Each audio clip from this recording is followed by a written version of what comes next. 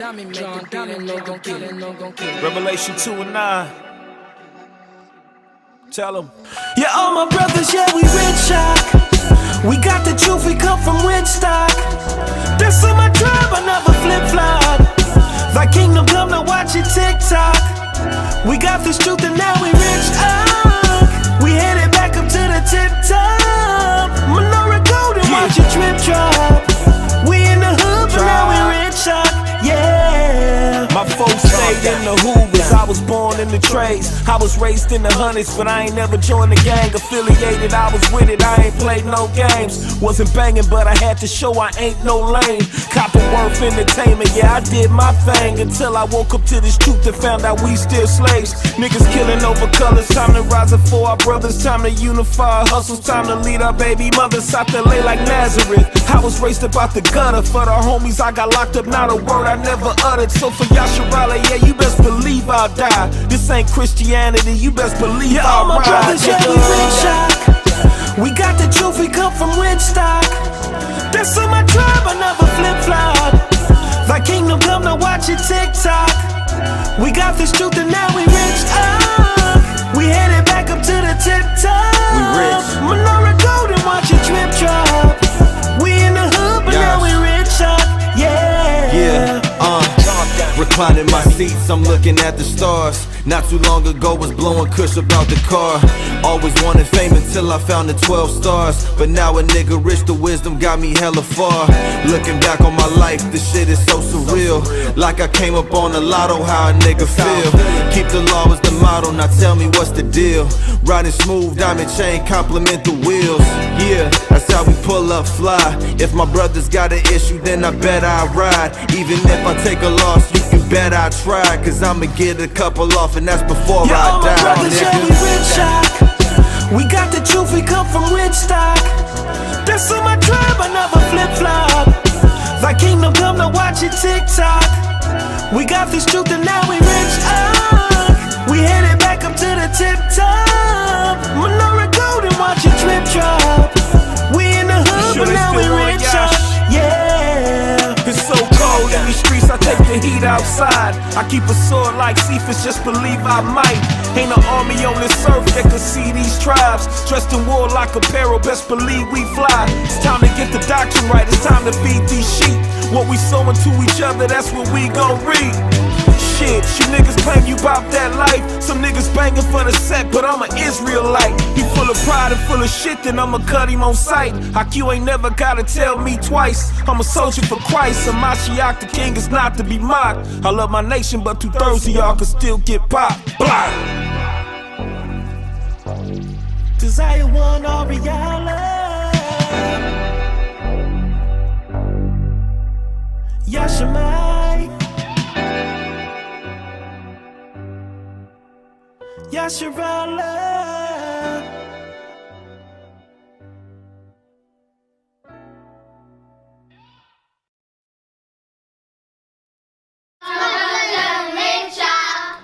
We got the truth, we come from rich stock.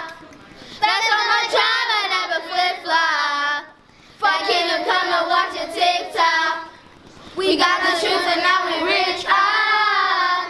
We heading back up to the TikTok. Menorah golden, watch it drip drop. We in the hood, but now we rich up. Yeah.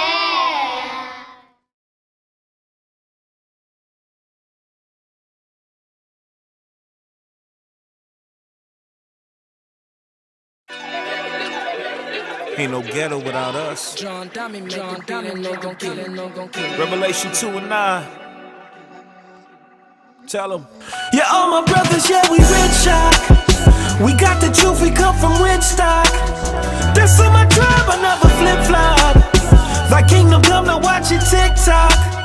We got this truth and now we rich up. We headed back up to the tip top. Menorah golden, watch it drip drop. We in the hood, but now we rich up. Yeah. My folks stayed in the Hoovers, I was born in in the trades. I was raised in the hundreds, but I ain't never joined the gang. Affiliated, I was with it, I ain't played no games. Wasn't banging, but I had to show I ain't no lame. Copping worth entertainment, yeah, I did my thing. Until I woke up to this truth and found out we still slaves. Niggas killing over colors, time to rise up for our brothers. Time to unify our hustles, time to lead our baby mothers out to lay like Nazareth. I was raised up out the gutter. For the homies I got locked up, not a word I never uttered. So for Yasharahla, yeah, you best believe I'll die. This ain't Christianity, you best believe I'll all my ride. brothers, yeah, we rich shock. We got the truth, we come from rich stock. That's on my tribe, I never flip-flop. Thy kingdom come, now watch it TikTok. We got this truth and now we rich up. We headed back up to the tip top. We rich. Menorah gold and watch it drip drop. We in the hood, but now we rich up. Yeah. Reclining my seats, I'm looking at the stars. Not too long ago was blowing kush about the car. Always wanted fame until I found the 12 stars. But now a nigga rich, the wisdom got me hella far. Looking back on my life, this shit is so surreal. Like I came up on a lotto, how a nigga feel. Keep the law as the motto, now tell me what's the deal. Riding smooth, diamond chain, compliment the wheels. Yeah, that's how we pull up fly. If my brothers got an issue, then I bet I ride. Even if I take a loss, you can bet I try. Cause I'ma get a couple off, and that's before yeah, I all my die, brothers, yeah, we rich shock. We got the truth, we come from rich stock. That's on my tribe, I never flip-flop. Thy kingdom come, now watch it TikTok. We got this truth and now we rich up. We headed back up to the tip top. Menorah gold and watch it drip drop. We in the hood, Sure but now we rich up. Yeah. It's so cold in these streets, I take the heat outside. I keep a sword like Cephas, just believe I might. Ain't an army on this earth that could see these tribes. Dressed in warlike apparel, best believe we fly. It's time to get the doctrine right, it's time to feed these sheep. What we sow into each other, that's what we gon' reap. Shit, you niggas claim you bout that life. Some niggas banging for the set, but I'm an Israelite. He full of pride and full of shit, then I'ma cut him on sight. IQ ain't never gotta tell me twice. I'm a soldier for Christ, and Mashiach the king is not to be mocked. I love my nation, but 2/3 of y'all can still get popped. Blah. Desire one Ariala.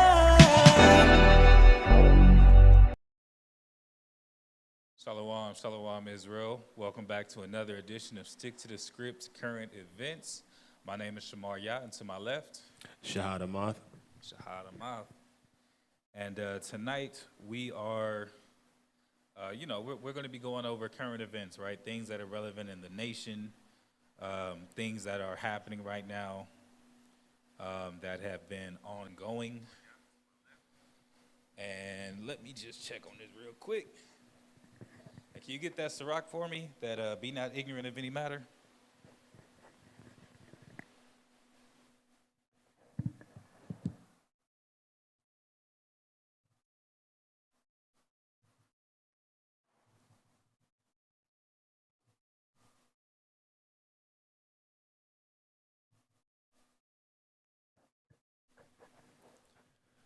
This is Sirach chapter 5 and verse 15. Be not ignorant of anything in a great matter or a small.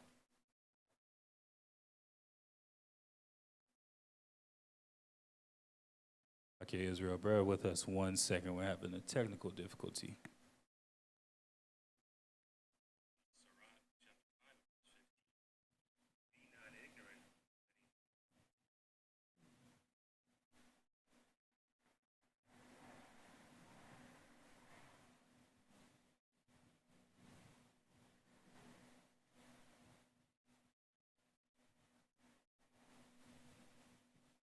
Yeah, can you give me that one more time?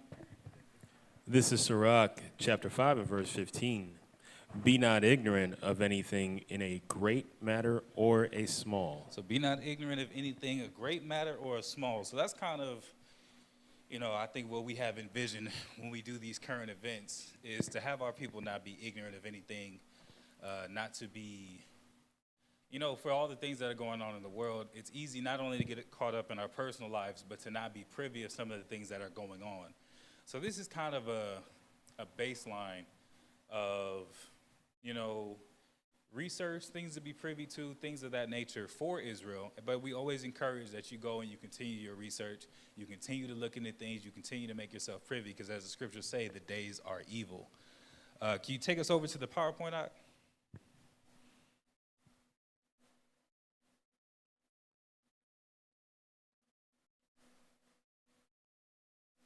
Hit that auto.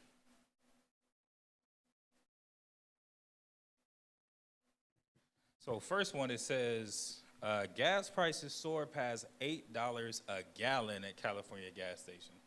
So if you're in California and you've been going to these gas stations, you've been feeling the pain at the pump, it is ridiculous. The scriptures talk about, famine and people tossing their gold and their valuables, their money into the streets. And we're really getting close to that point. We're really getting close to seeing things that are no longer valuable, because we're well past the point of flexing for the most part, at least for the average man. The average man is past the point of a flex. And all of what we have now, or what we're bringing into the household, what we're making, is survival. It says a gas station in Los Angeles, California is charging over $8 for a gallon of gas as gas prices continue to climb nationwide. This was at the beginning of the month. So this was about 20-something days ago. And most gas stations at this point, they're averaging out in most areas probably about between $6.05 and like $6.50. And then if you go on the other side of Wilshire, on the nice side of the train tracks, you get those $7.05, $7.25s. You get those higher areas. But I haven't seen, at least with my own eyes, $8 a gallon since this article came out. It says a Chevron station in downtown LA on the corner of Alameda and Cesar E. Chavez Avenue is charging customers over $8 for regular gasoline. That's the 87. That ain't even the 91. That's not the super premium. Causing some locals to complain about price gouging. KTTV Los Angeles reported on Tuesday. In a statement to KTTV, Chevron pointed out that the majority of its California branded stations are independently owned, and that unique factors are contributing to gas prices in the Golden State. I don't have it in these articles, but there was I think it was a senator or a cabinet member that came up against a $40 billion bill for support in Ukraine. And his argument was, well, who's going to pay for this bill? It's $40 billion, you're already sending the money. And he was arguing with, I'm not going to say the president, but I know he was arguing about basically who is it that's going to come up with this $40 billion? How is this money going to be allocated? And since the war started, gas prices have shot up significantly, right? All this support that's being sent to Ukraine, and it's no wonder that America has such a big campaign, or had such a big campaign, to push people to be in support of Ukraine. Because whether you realize it or not, you support Ukraine every single day through the raised taxes, through the gas prices shooting up. Every time that you go fill up the pump, or you go and fill up all that extra money. Because if you remember, not too long ago, within the past 6 months, from COVID and this huge backup, there was a supply chain crisis, right?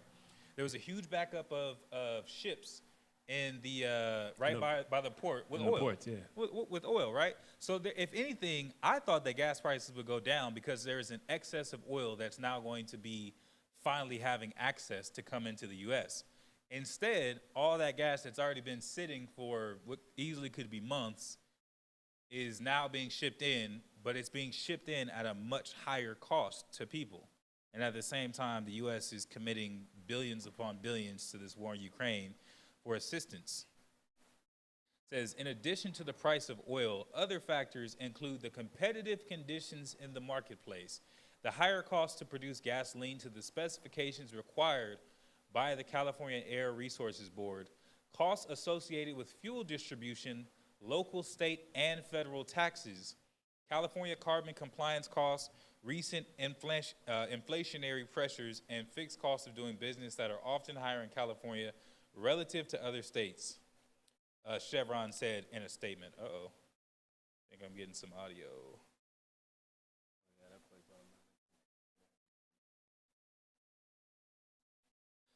It says, KTTV also reported that the California Attorney General's office says price gouging laws are not triggered unless a federal, state, or local emergency is declared, which has not been done in Sacramento. So go figure. The government has control over, they have control over the gas prices, because if they sit up here and say that they need all this additional money and they need it to come into the, from the American people, they simply rise the gas prices. Everybody's got to drive. Everybody's got to do something gas related. You got to, most vehicles run on combustion engines. That means like 90% of America is going to be contributing. Excuse me. That's not counting go-karts, helicopters, boats, other things that people own as recreational vehicles. Planes, all those things, right? And they're all going to be, receiving, or all going to be subject to this higher price. And go figure, the government triggers the higher price to send all that support money, but also has the power to initiate whether or not gouging laws are going to be in place. So, wow, what a place to be in. Then for the next one, TNT. So my brother Shamawam, y'all what's up? Out in Trinidad and Tobago, always sending me good information. I told him, I'm not going to forget about it this month. Make sure that I put some of these things. It's very easy being here in Babylon to forget about the struggles of our brothers and sisters in other places of the world. These islands that are still subject and still being touched by the influence of, Babylon in America. And so there are food shortages. It says TNT told brace for food shortages and higher prices in months. Members of the business community who spoke to the Guardian media attributed these likely shortages and higher prices to the conflict in Ukraine and other factors like a lack of access to foreign exchange. So everyone always mentions it's about Ukraine and then they try to throw in something else, but all of this got triggered pretty much simultaneously when that war got started. A media release from the Food and Agriculture Organization of the United Nations in Trinidad and Tobago on Friday warned TNT and countries worldwide to brace for higher food prices. The global food import bill is on the course to hit a new record of US $1.8 trillion this year, but higher prices and transport costs rather than volumes account for the bulk of the expected increase. So it's not that there's more food coming in. It's not that there's an excess of everything that's going to be provided and goods are about to get really cheap. It's actually everything but that. So the transport costs, and that's another thing. If fuel goes up, these massive tankers that transport all the goods from, China, from Russia, from Ukraine, that bring in all these international goods, they're also seeing much higher costs. I have no idea how much fuel goes into a tanker of that size or a ship of that size, but I can imagine that it's a massive amount of fuel. So say if it costs, say it costs $2 million a year and a half ago. Now maybe that price is up to $6 million. And if the price of the goods on board the ship is $100 million, then they're going to have to figure out how to cancel out the cost of their transports so that it means more profit, which means that everyday consumers are who's really going to pay for it, right? It says the company manufactures paper bags, plastic bags, garbage bags, spilt peas powder, parched persad flour, all-purpose and wheat flour. Basic stuff, right? Basic everyday stuff, but it's so much more expensive because of the transport costs. Delays in shipments, decrease of raw materials, shortage of foreign currency are some of the factors affecting us. We would like to reassure you that we are doing our best to solve this issue, the ad said. That's always so comforting. Managing Director of Sheikh Lisha, Azad Akalu, told Guardian Media that Sheikh Lisha imports its flour directly from Turkey, and apart from rising global prices, the ongoing war between Ukraine and Russia has also been directly impacting supplies. You are paying money and waiting, and the ship comes when it wants. That is the big thing, and there is nobody you can complain to about that. So all around the world, everyone that's receiving imports, anyone that's subject to, not being 100% self-sustained or 100% self-reliant country, which is none that I'm aware of, is going to be subject to these higher prices and everything across the board. Because it's not just fuel that shot up. Food has been on the rise for months on end. So you go to the grocery store, money not going as far as it used to. Go to the gas station, not going nearly as far as it used to. And I've seen and I don't really be on TikTok, but those videos get shared so much, you see them, on YouTube and other platforms. And I saw one where this woman was explaining. She said, when y'all go to the gas station, does it smell like gas? And I was like, oh, we're paying more for this gas. It's burning faster than ever, at least it is in my car, and it costs more than ever. Doesn't have that strong gasoline smell that you're accustomed to when you go to a gas station. You don't see the same amount of fumes coming from the pump. You don't really see any of that stuff, but you see the prices going up. And then as soon as you get in the car, you get home, you already done lost a quarter tank. Like, man, what's going on with this gas? And all the while, even though it's not being publicized, that's very much so support for Ukraine. All this additional cost, all this, imported expense is all being used for support money. It says he blames global shortages and rising food prices on international factors. Container shipping costs were already spiraling during the height of the pandemic, and pressures are being felt more acutely due to the Russian invasion of Ukraine. Also, due to the conflict, commodities such as grain, barley, and sunflower oil are facing steep price increases and shortages in some instances. When we consider agricultural inputs for production, the rising costs of fertilizer and fuel present the biggest obstacles to sustainable programs and the bloated impact on the food import bill. We've seen this affect the output of poultry and egg production, for example. The age-old problem of lack of access to foreign exchange is complicated by the fact that imported goods are also being fetched at higher prices. It creates a situation where we are spending more foreign currency not to buy more volumes, but the same or lower amounts of food. Everything's so high priced. Like I said, the dollar don't go nearly as far as it used to. The dollar is not worth nearly as much as it used to be worth. And, that's been apparent for quite some time, but it becomes all the more significant, when you're headed towards a recession the way that it is, and everything at the same price has seen a huge hike in cost. Let's go over to this next one. So let's talk about this next one, right? Everyone heard about the shooting next month in Buffalo, New York. So, of course, that was seen as an opportunity to ban body armor. New body armor rules in New York missed the vest worn by the Buffalo killer. And the crazy part about it is they're claiming that it's about the Buffalo shooter, or, they use that as a driving factor, but it technically doesn't even cover the vest that he wore. Wow. It says New York's new law barring sales of bullet-resistant vests to most civilians doesn't cover the type of armor worn by the gunman who killed 10 people at a Buffalo supermarket, a gap that could limit its effectiveness in deterring future military-style assaults. During the May 14th attacks, Peyton Gendron wore a steel-plated vest, an armor strong enough to stop a handgun round fired by a store security guard who tried to halt Gendron's rampage. A law hastily enacted by state lawmakers after the attack restricts sales of vests defined as bullet-resistant soft body armor. So soft body armor, and also typically concealable armor, is made of Kevlar instead of steel, usually, right? It's made of a Kevlar material, which is a lot more malleable, more foldable, and it also makes it a lot more concealable. So they're trying to ban soft armor, things that are only resistant typically to handguns or up to like 44 Magnum. That's what they're banning. But the armor that he wore, which was steel plates, typically can stop rifle rounds, but it's not even included in the bill. So most people who wear concealable body armor, just as a defense, won't even be able to do that legally because that's what's being banned. Soft vests, which are light and can be concealed beneath clothing, can be effective against pistol fire. Vests carrying steel, ceramic, or polyethylene plates, which can potentially stop rifle rounds, aren't explicitly covered by the legislation. That has left some retailers confused about what they can and can't sell, and lawmakers talking about a possible fix.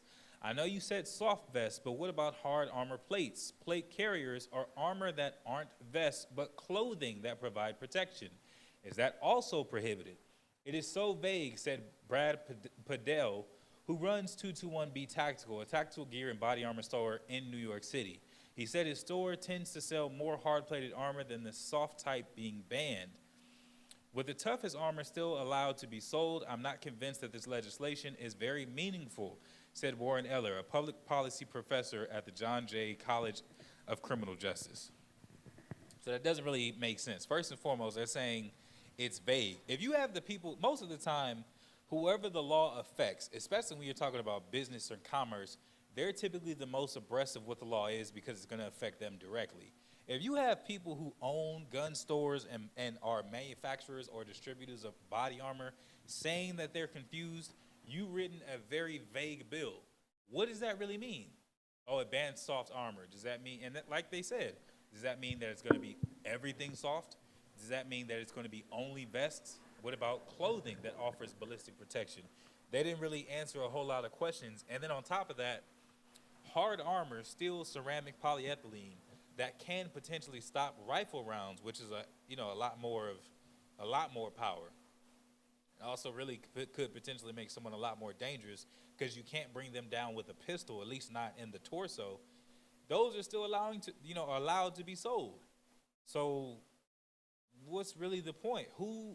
The thing is, if the bill is aimed to disarm someone, and that someone is supposed to be, it's under the cover of this is going to benefit everyone, who's being benefited when they can't even stop, they can't wear armor that stops pistol rounds, but you can still wear an armor that stops a rifle round.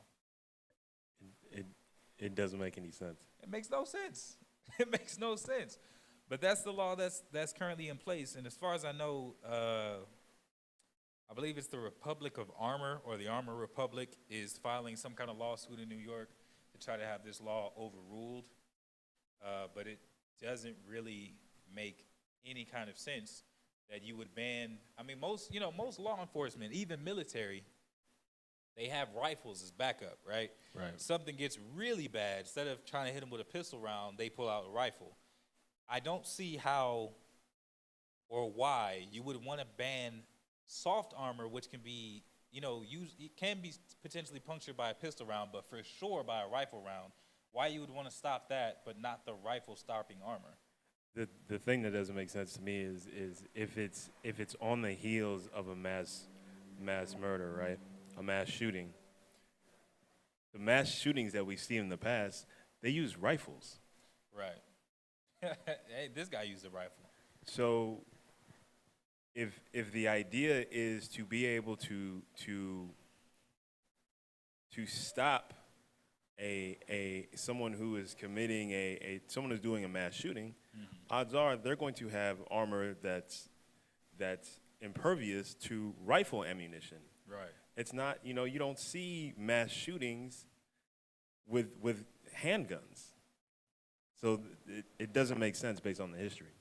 Look at this. It says, of the shooters, so they're talking about mass shootings. It says, New York's ban is aimed at stopping criminals from gaining an advantage over peace officers or security guards like Aaron Salter, who was killed trying to stop the gunman's racist attack on the Buffalo supermarket.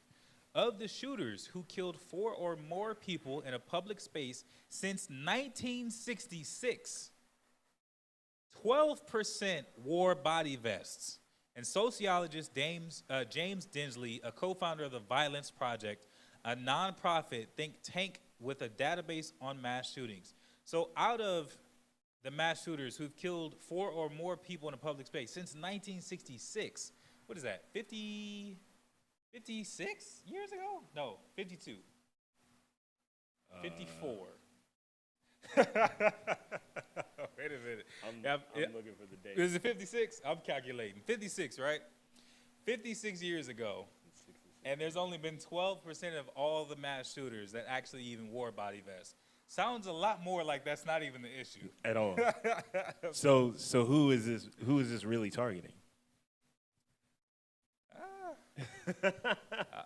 That's something for you to think about. Yeah, I've got theories. I do. I've got my theories, but we can go over to the next one.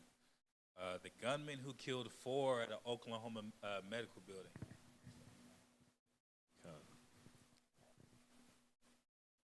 Gunman who killed 4 at an Oklahoma medical building has been a patient of a victim, police chief says. This is from CNN.com.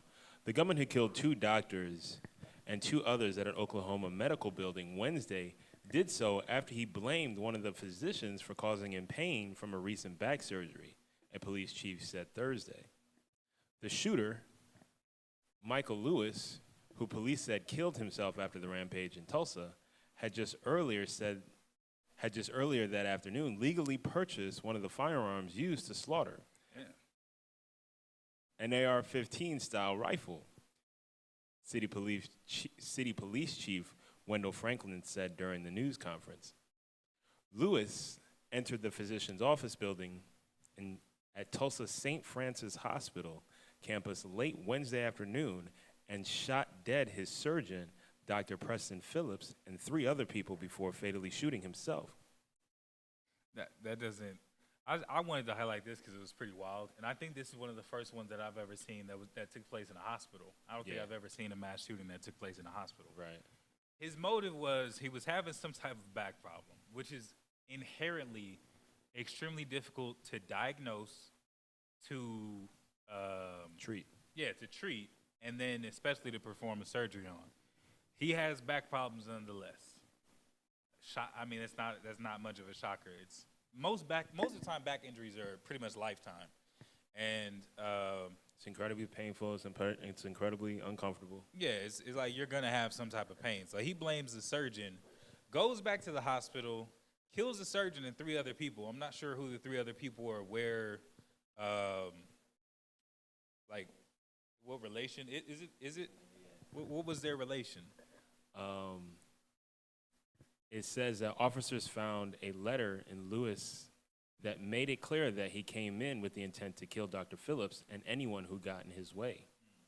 So basically, anyone who was in the way, Lewis gunned. Oh, it says here, the others, Franklin said, just stood in the way and Lewis gunned them down. Damn, so they probably was just like, oh my God, he has a gun. They stop in their tracks. Right. He's like, they're in the way, so he just shoots everybody that's in the vicinity. Then kills himself, though. So, wow. It says the mass shooting is among the latest instances nationwide of first responders and civilians coming face to face with the threat of gun violence in public places. So what was the incentive? I don't know. But I don't know. To me, when I think of stuff like this or when I hear of stuff like this, it kind of just makes it seem like there are a lot of people who work with people. Customer service, medical field, physicians, orthodontists, orthopedists, anyone who's going to be dealing with someone's problem, this kind of makes it dangerous to be in that field, right? He's a physician. It's his job to try his best, and he's practicing medicine. He's a medical practitioner. Practice is in the name. You study, you learn, you never really stop studying or learning. What's known about the human body has increased significantly, but still the human body isn't mastered. Even, that whole myth, you only use 10% of your brain. Have you heard that? Yeah. That's not actually true. What is true is that scientists can only understand how 10% of the brain works. They only understand about 10% of the brain. And so someone who was, I guess, must have heard that or been somewhere around when they made that discovery says that you only use 10% of your brain, but that's not the case, right? So with so little that's understood about the body, that you're going to have instances where things aren't going to go exactly as you want. And as much as we've been sold the illusion that a doctor or a physician is just an end-all, be-all, total solution of every problem you're ever going to have, that's not really the case. Let's get Ciroc real quick. I think I want 35.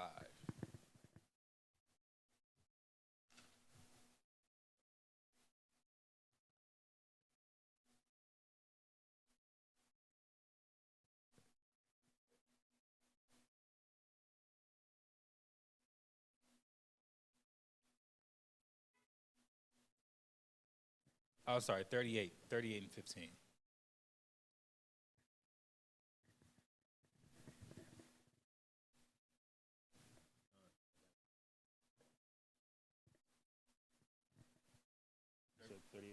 Kind of Ciroc.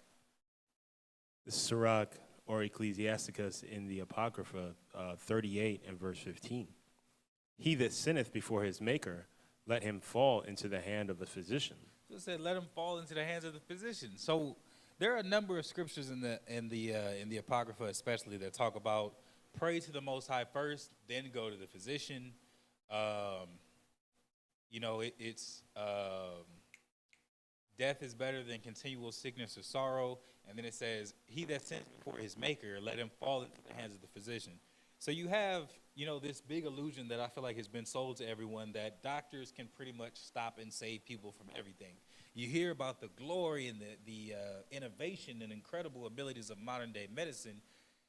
But then when you have one of these seemingly rare but actually quite common issues, doctors can't really solve them. And a spinal injury, a brain injury, abdominal pain and injuries are a few of the many issues where there's very little understood, or the modern day practice of medicine isn't really able to diagnose or fully fix that. It's kind of one of those things where if you have a back injury, you know, they'll do as much as they can. X-rays, MRIs, maybe even CAT scans in some instances. They'll try, what do you call that stuff? Acupuncture, chiropractor. They'll try all these different things, but they're really just kind of taking shots in the dark, hoping that they're going to give you some type of relief, as opposed to knowing the exact cause, issue, and solution.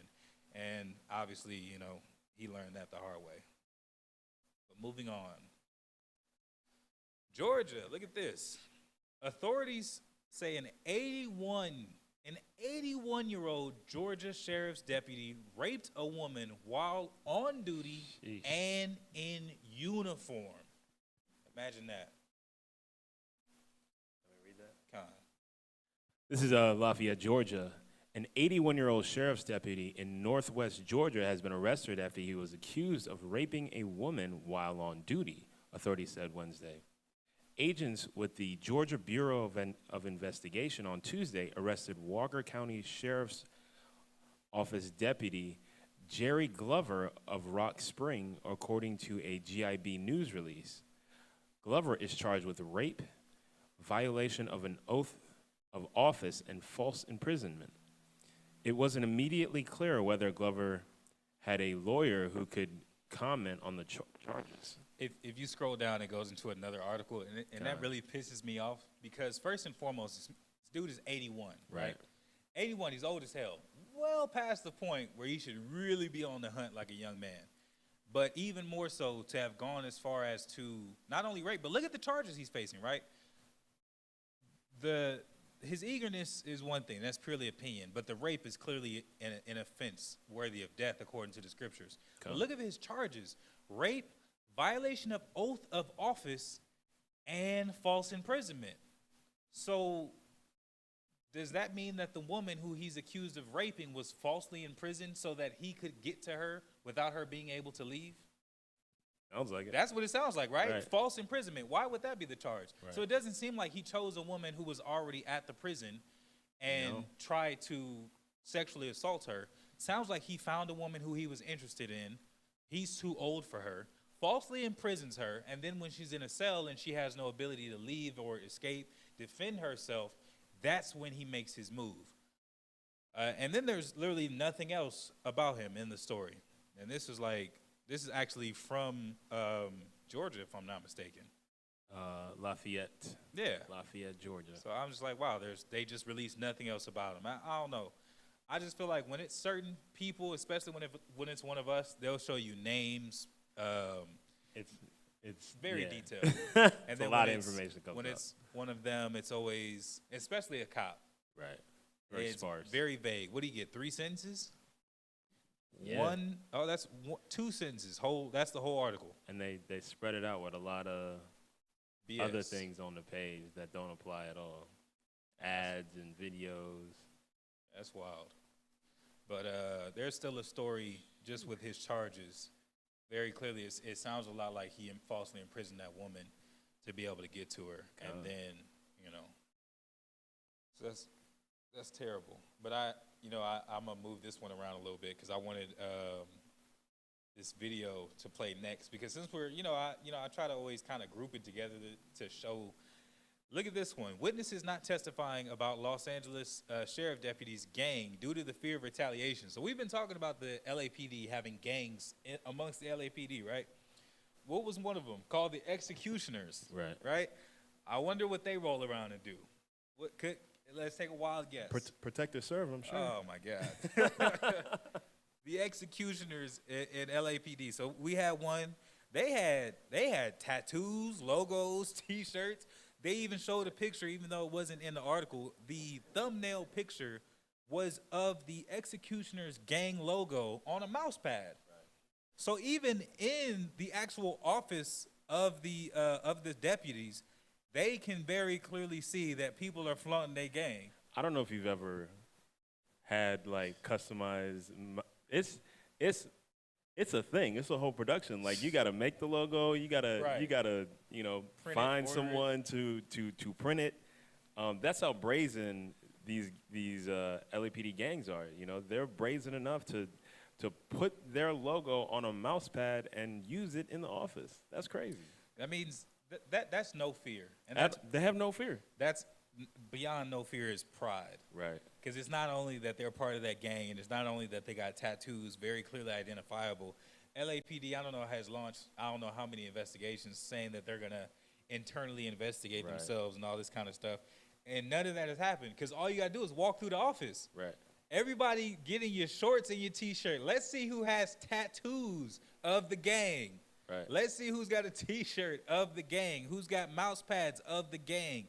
It's very simple to walk through the office one time. And it's crazy because you always see in movies, oh, IA's on my ass. You know how in cop movies they always Right. talk about internal affairs, Right. and that's like the most devastating thing that can happen to a cop. And I really don't think It's internal the opposite affairs. of real life. I don't think that it's remotely as dangerous as they try to make it seem in the movies. I think that they make those movies and include those scenes for the average, everyday man and woman. Well, you know, cops got ways that they supposed to investigate themselves. Well, you don't understand. IA is like basically a cop, but they're like against the cops. No. Because what? Because you saw it in a movie? Right. Because you saw it in The Departed? Because you saw it in Training Day?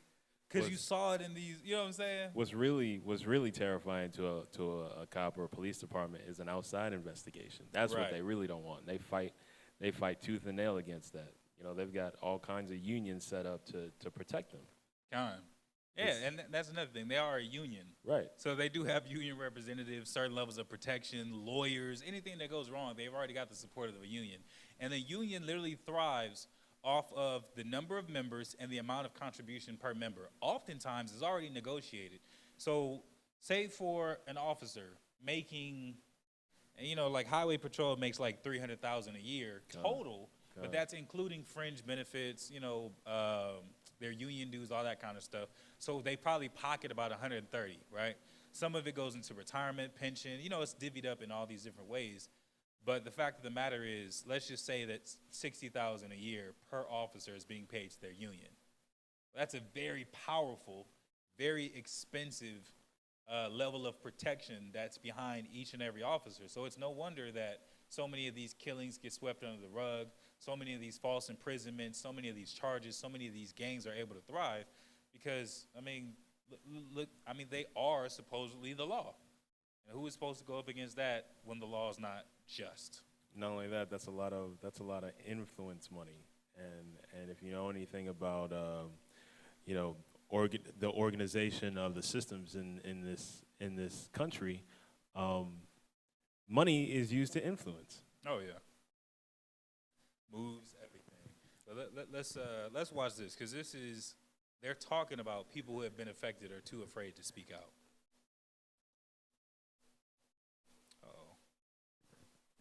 Oh, you know what?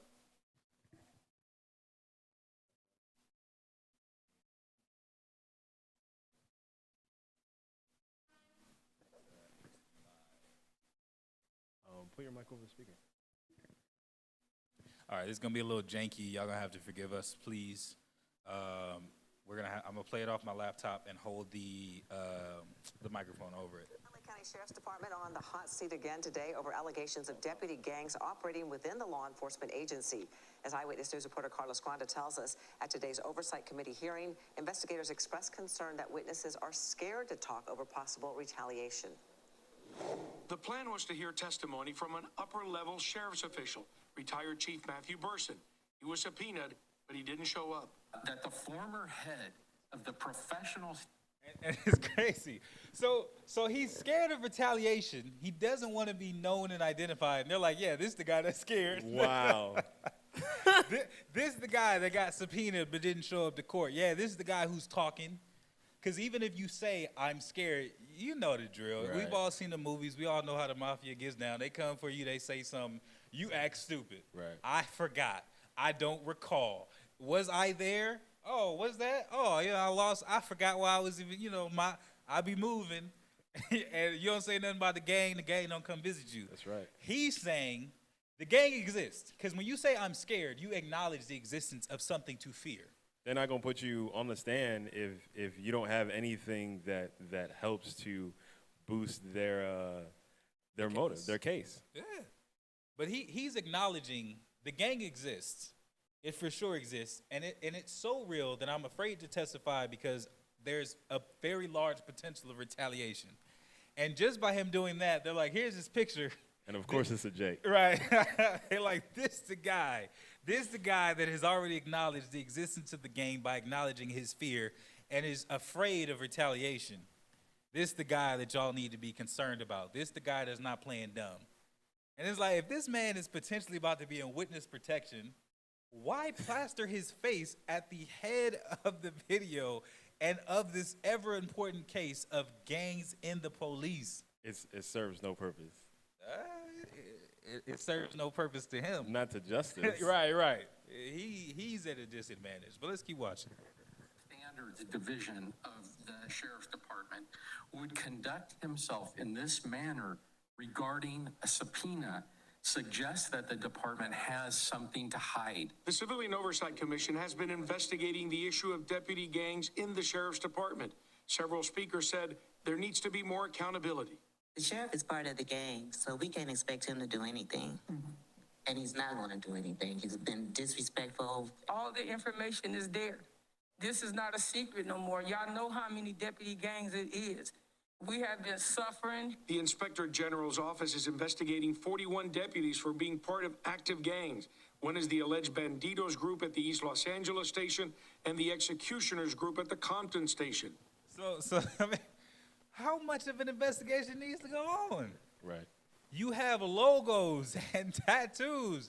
Walk in there, everybody, and they already have 41 deputies. Of the 41, I'm gonna need all y'all to come into the office.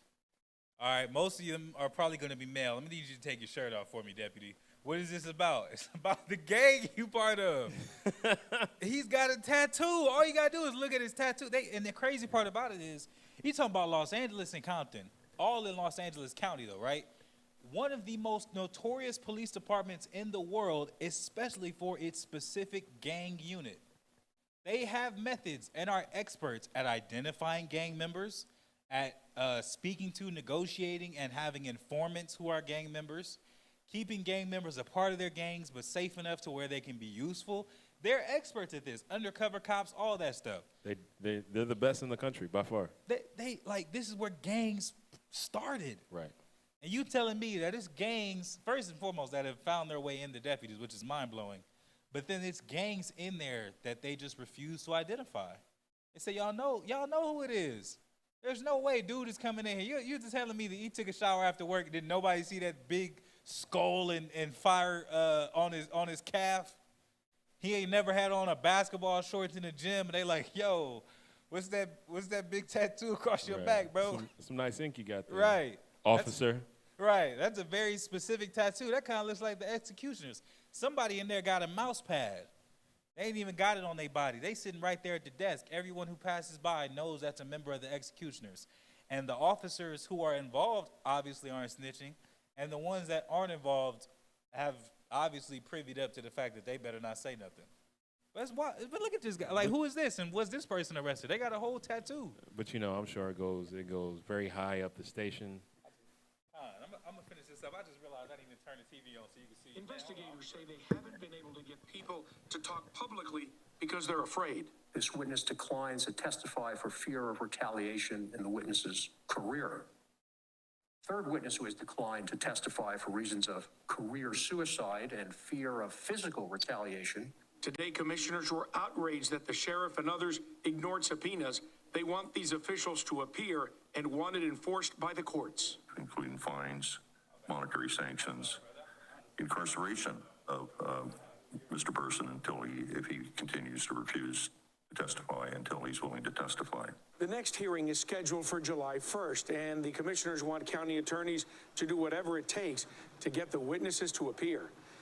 Hello, I'm Mark Brown. Get more great ABC7 content by clicking the subscribe button for our YouTube channel and download the ABC7 Los Angeles streaming app on Fire TV.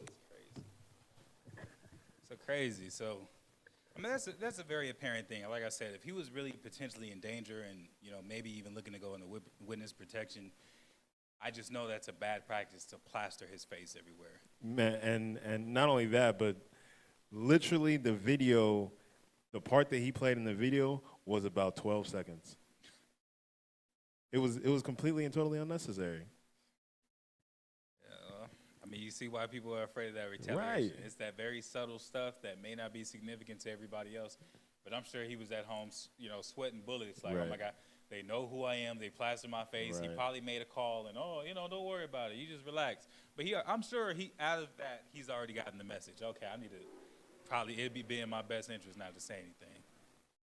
But that's crazy. So that's a couple more, right? This one hurt my heart. It says biological mother of two Kern County brothers who died in foster claims sons were unlawfully taken. Oof. Sheesh. Man, a new lawsuit claims the foster home was a state-created danger that led to the eventual disappearance and deaths of the boys.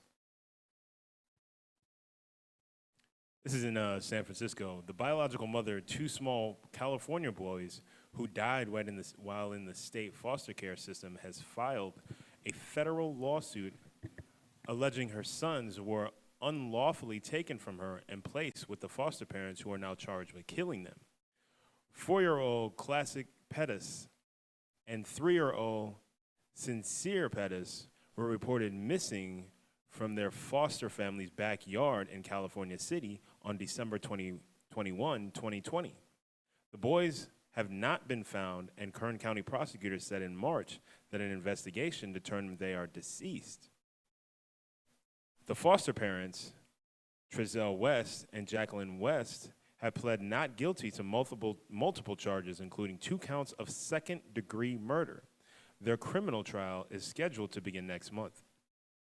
The civil rights and wrongful death lawsuit filed June 17th by the boys' birth mother, Ryan Dean, and grandmother, Dana Moore, names the West as defendants along with the Kern County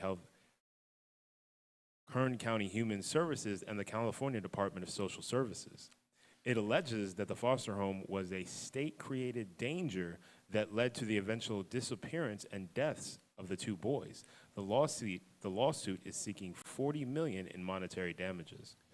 It's crazy because, you know, I always see stories like this, you know, and I've heard people make the argument like, well, you know, why are you asking for so much money? And I'm like, even if they do get that amount of money, nothing's going to equate to having her sons back. You know, people get wrongly imprisoned. They might spend 30 years in prison and get $30 million. And it's like, man, what a come up. But imagine what you could do in 30 years. Right. I feel like even if I'm just living a normal, I'm talking about like do normal like Lifetime movie stuff. I don't care if I work at a bakery and I take a pottery class and I live a small, simple life for 30 years. That's the life that's going to bring me some level of peace. That's the life I feel like I deserve. But $30 million, while that's a lot of money, and sure enough, that might be more money than you would have made normally, doesn't equate for the amount of psychological trauma, for the amount of pain. I think if you talk to any mother, and I don't mean just a woman who's given birth, but I think if you talk to a mother, someone who's invested and interested in the success, health, and well-being of her children, $40 million is not going to equate. And she would not give up any of her children for that level of money, let alone for 2 of them.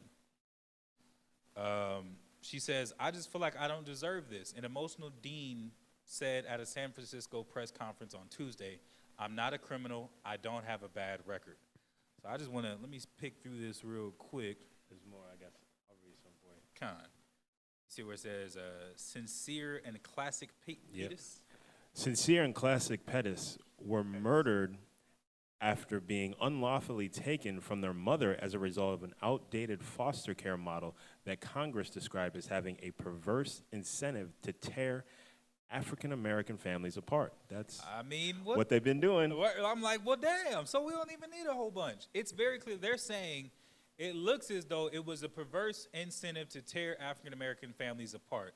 There was law put in place, just like the, man, let's go to Psalms 96. Ain't that's crazy.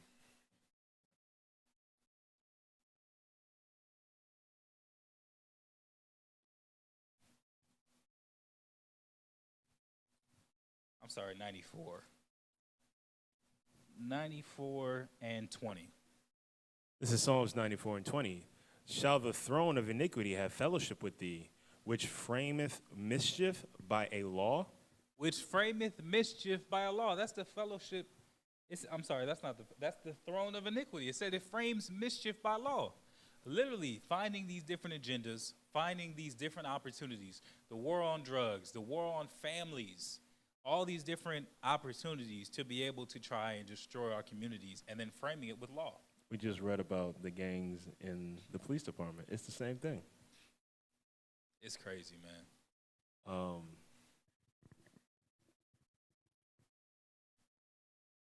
Here it is.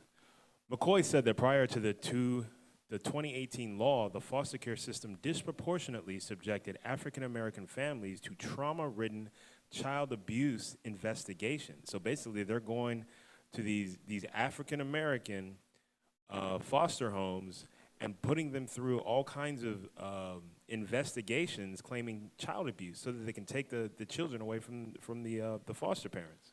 So and look at this, right? It says a hospital staff member informed Dean that Kern County Human Services would be taking the child because they believed he had been abused, the lawsuit alleges.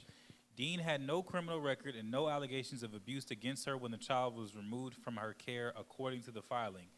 And I did read above this, right? It says the older child was taken from his biological parents when he was hospitalized in 2016, according to the suit. Dean had returned from work to find a 3-month-old baby crying uncontrollably, and when she brought him to the emergency room, it was determined he had 2 broken legs, the court filing said. The biological father, Charles Pettis, said he gave his son 2 baths that day and nothing else happened, according to the lawsuit. So keep in mind, right?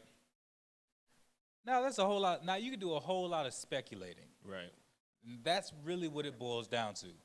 You talking about a 3-month-old. You're talking about anything that can happen in a tiny, baby's changing body. You're talking about probably a lot of force that it would have taken. But there's also investigations that could be done as to why the baby had broken legs. Were there bruises on the outside? Were there bruises on the skin? Was the bone exposed?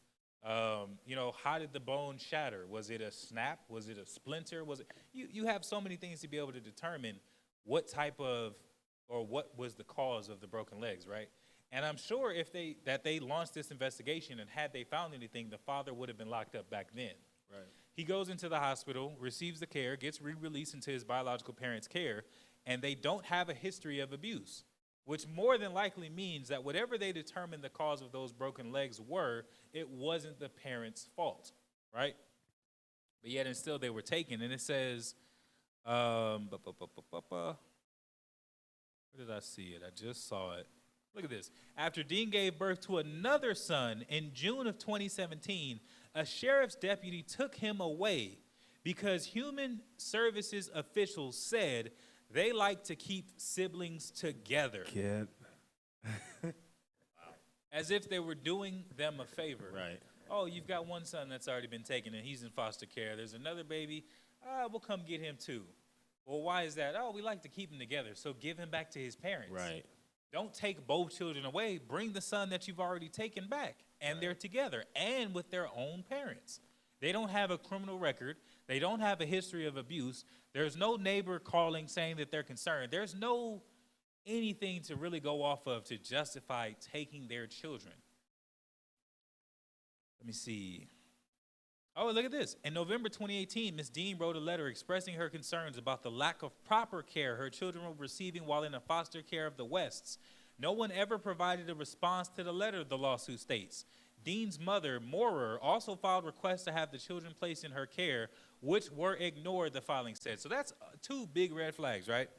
November of 2018, the child was taken in June of 2017. Baby's over a year old at this point. She, as a concerned mother, a genuine mother, sees the type of care that her children are receiving, says that she doesn't think that it's proper. That's the first thing. No one even responded to that.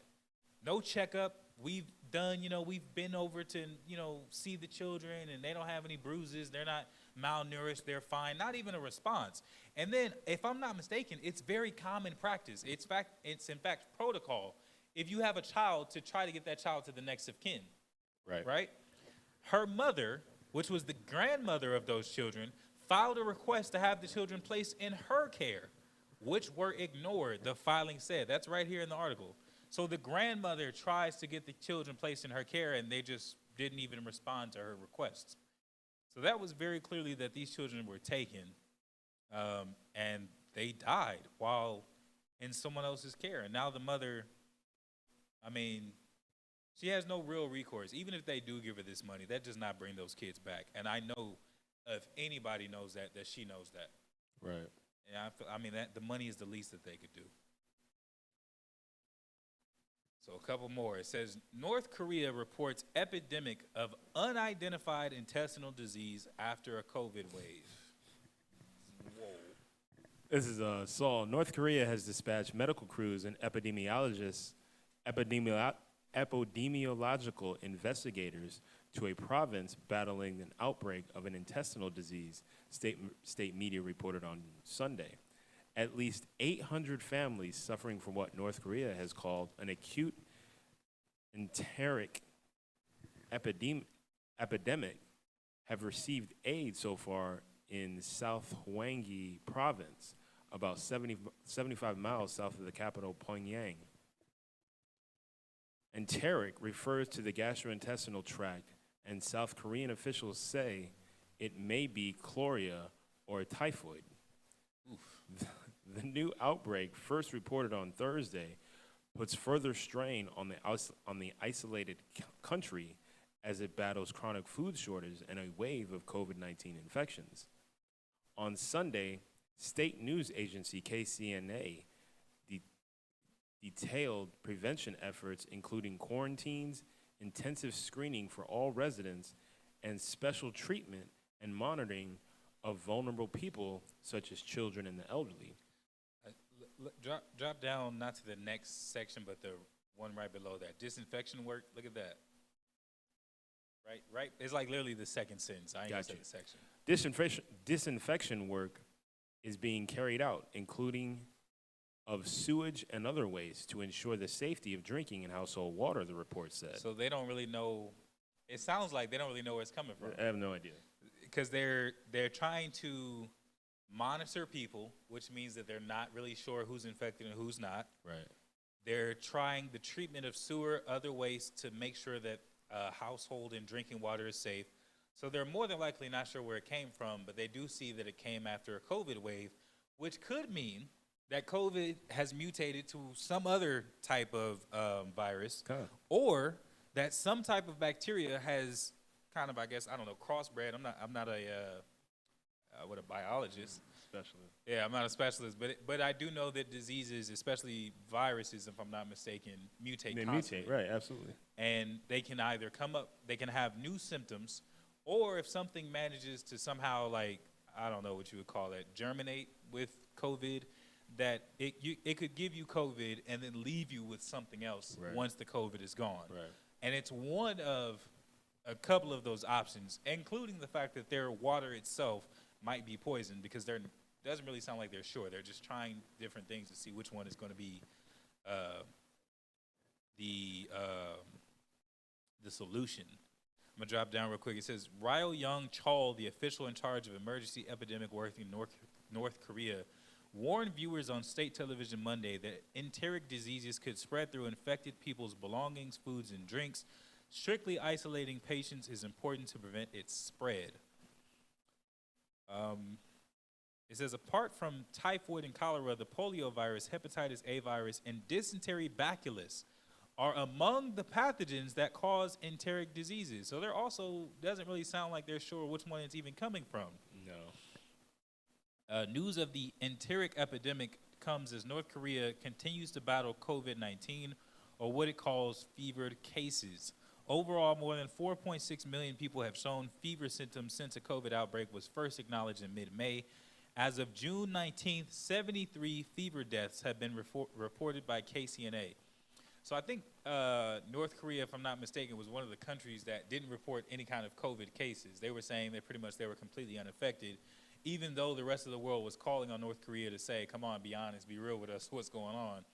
Now they realize that they're calling it fever cases. There have been 73 deaths and 4.6 million people showing signs. So likely 4.6 million cases of COVID. Look at that. So I thought this one was pretty insane. So June in America is Gay Pride Month, right? That's correct. And I was mind blown to see the Pride Whopper. Time to be proud. I threw this in because I was like, wow, look at that. Time to be proud. And it's a Burger King Whopper with two of the same type of buns. And I low-key laughed because I was like, how you make a burger gay? Like, America knows no bounds. 2 top bun burgers and 2 bottom bun burgers. And you go in and you order you a Proud Whopper. It's called the Time to be Proud. It's called a Pride Whopper. Look at that. Imagine, right? So, you know, gay people used to have, like, they had to be all undercover, in the closet, as they used to say. And then they got to a point where there were like gay districts, gay clubs, gay certain scenes, but it was still kind of a mystery and pretty secretive. Now it's like you go to Burger King. Somebody ordered that Proud Whopper. Now they are the most protected people in the country. Oh, yeah, for sure. And there is exposure. It's a whole lot of exposure. Right. And you're the criminal for trying to say that there needs to be less. So now they don't even have to hide in fear. They go into Burger King to get either a top or bottom bun burger, I'm assuming whatever their preference is. It's a top or bottom bun Whopper. It was just like, man, out of all the things, I don't know, that kind of was mind-blowing to me. You start to see these little things interwoven into everyday life. I saw an ad for, on YouTube at that, talking about tarot card readings. Yeah. It was literally like you can just click it and get a card reading. And I was like, wow, witchcraft. So, it's no wonder that things are going as bad as they are, because to young minds, to children, to people who are vulnerable, these things are going to seem normal. That's just going to be them accepting and processing the world that is around them and has always been around them. So they're going to see the gay whoppers, they're going to see the tarot card readings, they're going to see the injustice and all these things, and it's going to become easier and easier to make another generation docile, because these things are what's common. They're in everyday light, and how could they be bad if everyone's doing it? Yeah, that's how they make it mainstream. Mm-hmm. And right after you talk about that, though, look at this. CDC investigates one of the worst outbreaks of meningococcal disease in U.S. history among gay and bisexual men in Florida. So while America is telling you it's okay to be proud, the Most High is showing you otherwise. Let's get into this. The U.S. Centers for Disease Control and Prevention and Florida Department of Health are investigating one of the worst outbreaks of meningococcal disease among gay and bisexual men in U.S. history, the CDC said Wednesday. The CDC said Thursday there have been 26 cases and 7 deaths from meningococcal disease in Florida during the investigation period. Among these, 24 cases and 6 deaths were in men who have sex with men. The CD says that the outbreak is primarily among gay, bisexual, and other men who have sex with men. Wait, I'm sorry. Wait a minute. I gotta read that again. 26 cases, 7 deaths. Among these, 24 cases and 6 deaths were in men who have sex with men. Right. And I can't speak on those other 2.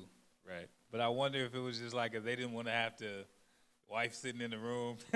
You're like, sir, have you engaged in any homosexual activities as of late? Absolutely not. I've got a wife and kids. How dare you? Right. And it's just like, I don't know, man.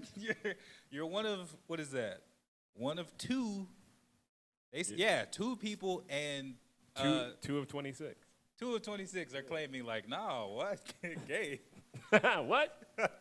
And, you know, I don't know. I hope if those men are straight, I'm not going to laugh at them. I'm not going to mock their situation if they are telling the truth and they really just, they don't know how that happened. Maybe it's time to start asking some questions elsewhere in the household. Right. But for the vast majority of cases, including the deaths, it has been homosexual men. Right. And I had like, wow, okay, what a highlight. But let's keep going. The CDC says the outbreak is primarily among gay, bisexual, and other men who have sex with men, including those living with HIV. Recent data show that about half of the cases associated with the outbreak are among Hispanic men. Oof. This outbreak is mostly affected by people who live in Florida, but has also affected some people who have traveled to Florida. Meningococcal disease includes meningitis, infections of the lining of the brain and spinal cord, and bloodstream infections. Meningococcal disease can infect anyone and can be deadly, the CDC says in a statement. I love how they're always trying to be like, but anyone can get it. Right. No, I ain't gonna say no, but it hasn't been the case. 2 out of the 26 aren't claiming to be gay. More than like, first and foremost, in the state where all the gay stuff is happening, not just exclusively, but where all of this outbreak is happening amongst all these men. Chances are, if you look hard enough, there's likely some level of connection between all of them. Right. In partners or in location, people who they're dealing with, all that kind of stuff. And then 2 of them, 2 out of 26 are claiming that they weren't gay. And like I said, I really just feel like I don't know them personally, but I just have a hunch that there might be a little bit more to that. And it infects the lining of the brain, the spinal cord, and bloodstream infections. Wow. Look at the next part. The bacteria is spread through sharing respiratory or throat secretions, such as saliva or spit. It normally takes close or lengthy contact, for example, kissing or being close to someone who is coughing to spread the bacteria. Okay. So, I mean, apparently, if someone coughs on you. But it says prolonged. Or it says close or prolonged. Well, does it say close? Let me. Close or lengthy contact. Close or lengthy, okay. So but for the... You got coughed on by a gay dude on the bus. That's 2 out of 26. Close or lengthy contact. But, like, how close, though? Like, I mean, let's assume that the 24 who are homosexuals probably got it through that lengthy. Yeah, the lengthy contact. Kissing or being close to someone who is coughing to spread the bacteria. Right. It says, and then look at this. Symptoms include high fever, headache, stiff neck, nausea or vomiting, or a dark purple rash. While they can first appear as flu-like, they typically get worse very quickly. If someone has these symptoms, they should seek medical attention immediately. And I believe stiff neck was one of the most specific and exclusive to this disease. Right. To have a stiff neck, because of all things, you know what? But you know that, and we talked about this before, but I just want to hit it one more time. You know, just kind of how poetic in a sense that is. Let me see. If you want to hit a couple more highlights while I get this. CDC is recommending that gay, bisexual, and other men who have sex with men. What are the other men besides gay and bisexual? Right. Get the meningococcal vaccine if they live in Florida, or talk to their healthcare provider if they're traveling to the state. For those who live with HIV, health officials are emphasizing the importance of routine vaccination. Right. Getting vaccinated against meningococcal disease is the best way to prevent this serious illness, which can quickly become deadly. So the best way isn't avoiding close or what did it say? Close or lengthy contact with people who are most subject to getting infected, but getting the vaccine. That's the best way to prevent. This is what Dr. Jose R. Romero, director of the National Center for Immunization and Respiratory Disease, in the CDC News release.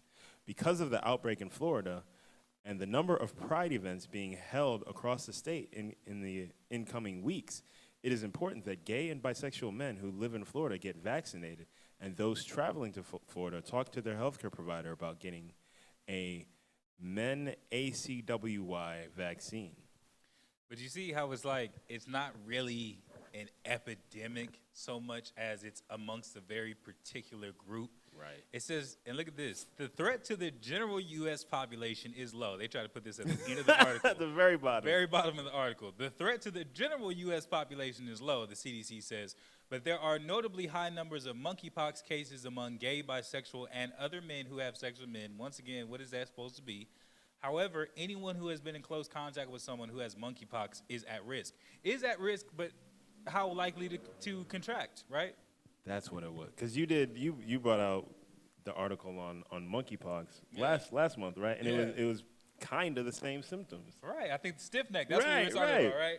It's crazy. And I went into, because the scriptures talk about in Matthew 24, I believe it's verse 13 or 14, how there will be pestilences, which are diseases in the last days. And I want to read this real quick. Isaiah 48, starting in verse 3 and 4. It says, I have declared the former things from the beginning, and they went forth out of my mouth, and I showed them. I did them suddenly, and they came to pass.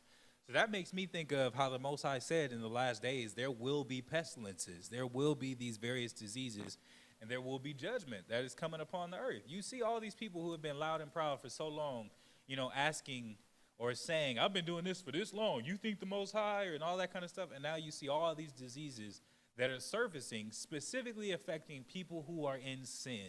Right. Specifically affecting people who are living wicked lifestyles. It says, because I knew that thou art obstinate, which means to basically be steadfast to an opinion regardless of argument, and thy neck is an iron sinew. How easy would it be to turn or twist iron? You have a stiff neck. Right. And thy brow brass. So the Most High literally called us hard-hearted and stiff-necked many a time throughout the scriptures. Not only do these people have stiff necks, but they also said earlier in the article that about half of the cases are amongst Latino men, right? That's right. Which we understand to be Israelites. That's right. So at least half of who's being affected are the sons of Jacob, receiving judgment for living a wicked lifestyle. So, you know, I always I find that fascinating, but man, the scriptures are really coming to life, and they come to life more and more every day, and all these moments of our lives, and all these things that we can see, maybe not even directly affecting us, but affecting our nation nonetheless. I have one precept. Amos 3, this is verses 1 and 2. Hear this word that the Lord has spoken against you, O children of Israel, against the whole family which I brought up from the land of Egypt, saying, you only have I known of all the families of the earth, therefore I will punish you for all your iniquities. So there it is, you know, the Most High punishing us for you know, turning away from his law, statutes, and commandments. I love a point. And man, so with that being said, Israel, that is the conclusion of tonight's current events. Stick to the script, current events. Please continue to tune in with us and continue to share these videos. Obviously, this one is a little different from my other classes. It's a lot more focused on, you know, news articles, things that are relevant in the nation at the time.